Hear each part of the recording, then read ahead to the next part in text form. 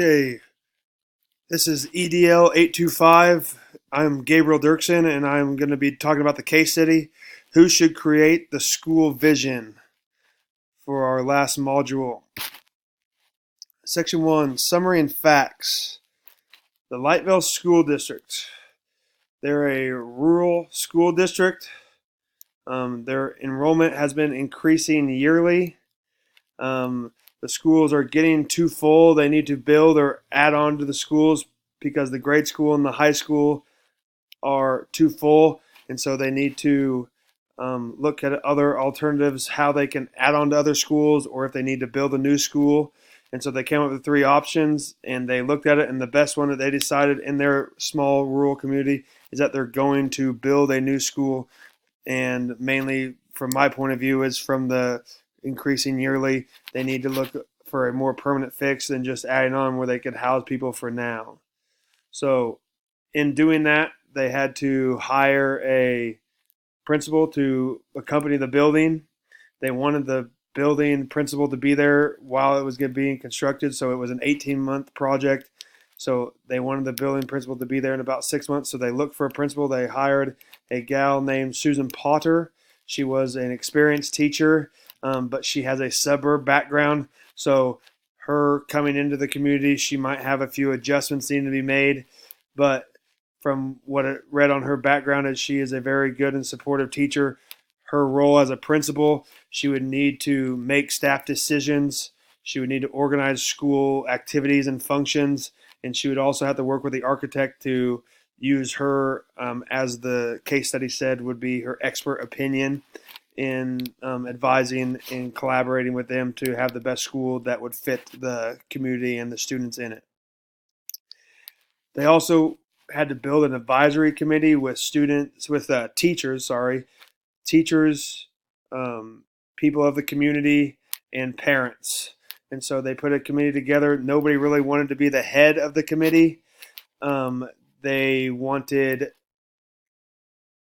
this principal, which is Susan, to be the head of the committee, but they hired Helen, who is a parent, and she is leading the advisory committee. The conflict arises when the vision of the school is to be made by Susan alone, and Susan wants a collaborative vision constructed.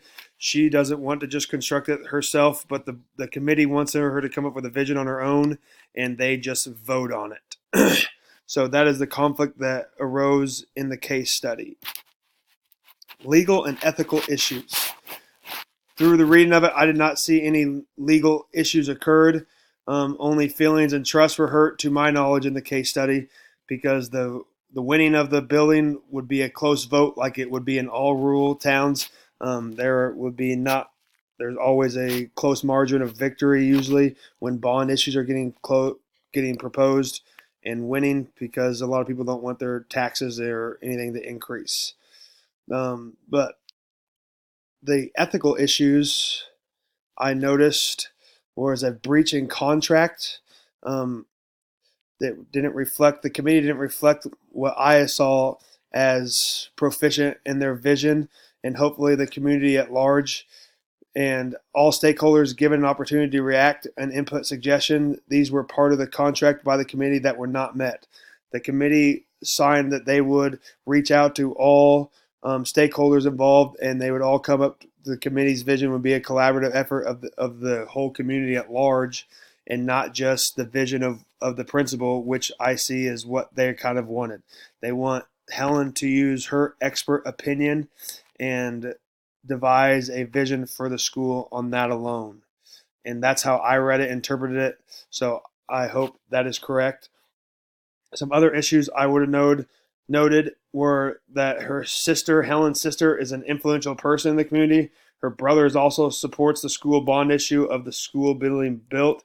So Helen has a lot of personal interest of this going through, and this new school being a key part in the school district.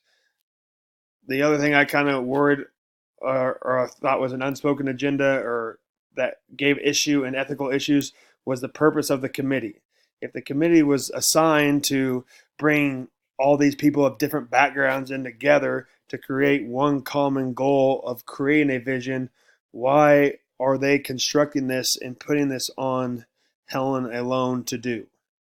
I think this has to be a group effort, and I will talk more about that in my um, PowerPoint here. Synthesize. Can a collaborative vision be constructed when all others are searching for an autocrat answer? That was used, the word was used in the case study, so I brought that to light here. Why can't this whole thing be a collaborative effort? Why is Helen and the committee pushing Susan just to come up with the vision on her own? And obviously they have some conflicting leadership styles. How do I want to word? Helen is is very pushy with Susan and wants her to come up with the visions on her own. Why Susan is a visionary leader and wants to collaborate with all and come up with a consensus together. Considering the facts, the known facts of the case. Susan and Helen have conflicting leadership styles. The committee wants Susan to construct the vision and mission statement of the school alone. They think Susan is an expert in the area. So those are some things that were brought to light during the entire case study, and it kept kind of like making me laugh that they kept saying Susan is the expert. But it is a good thing in a school to have outside opinions. We all need to look at other options, and one way might not be the only way. So just through the opinion or the opinion of the expert eyes only is the only way. I think the search needs to be broadened, and it's good to look at all people that are involved, because this school is not just going to affect the principal. The school is affecting the students. The school is going to affect the teachers and the community and the students in the school. So there's a lot more people that are going to be affected by this than just one person building a vision or a mission statement. Section 4, continued, the unknown facts of the case. The complete role of Helen's siblings. What is her underlining role in this? Why is she so pushing for Helen just to come up with a vision statement on her own? The committee's tone and body language. We don't know how the committee is feeling. Are these what do they represent? Are they some bold people of the community, or are they just on the committee to better themselves and have it look good for them? I think if you on a committee, you want to negotiate together and collaborate together to come up with this. I don't think there could be a lot of people with the shy or introvert attitudes on the committee. And what's the community's feelings towards the new principal? Do they all like Helen? Like Susan. Susan's the principal. Do they all like Susan? What are the community feelings? Are there a lot of hard feelings about the bond issue passing?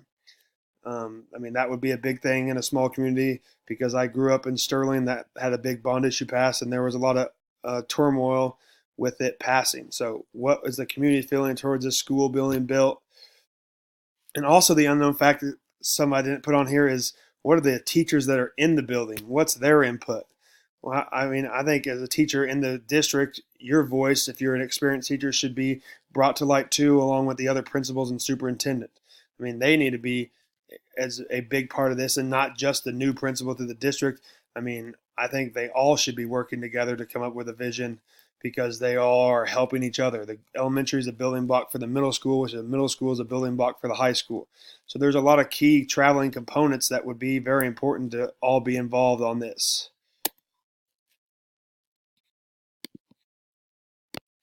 Okay, section 5, prioritize the information.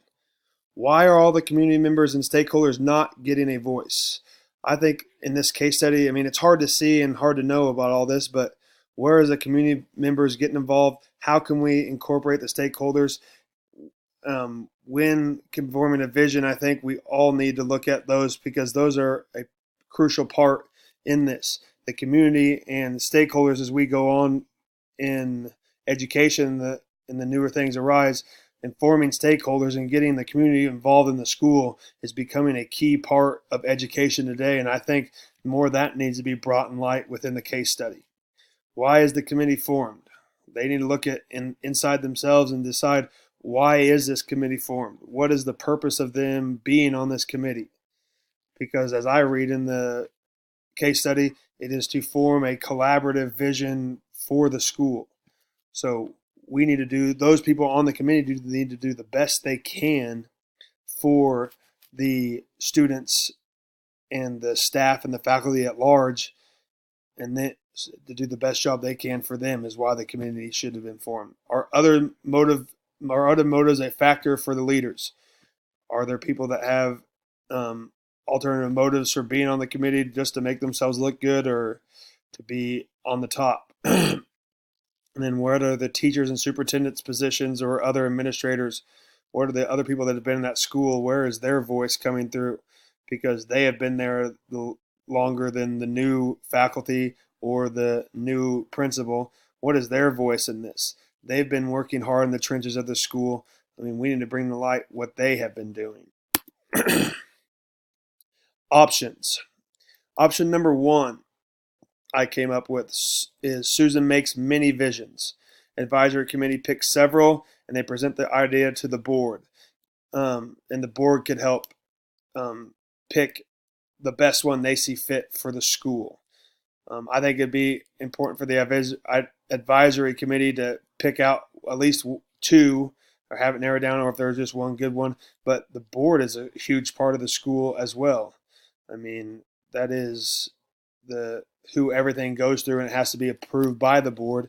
So I think incorporating them in the vision or the mission statement, helping them choose, that would give everybody a voice.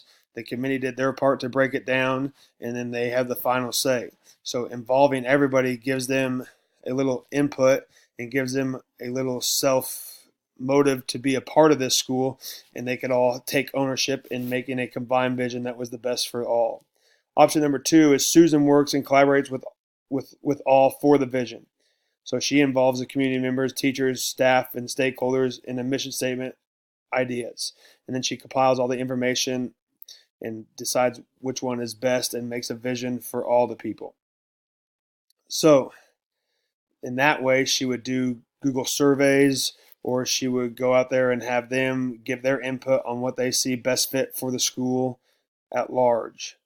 And so my option 3 is kind of the whole thing I just evolved around when I read this case study. Was a committee follows the guidelines in their contract, they collaborate together, and they present to the board.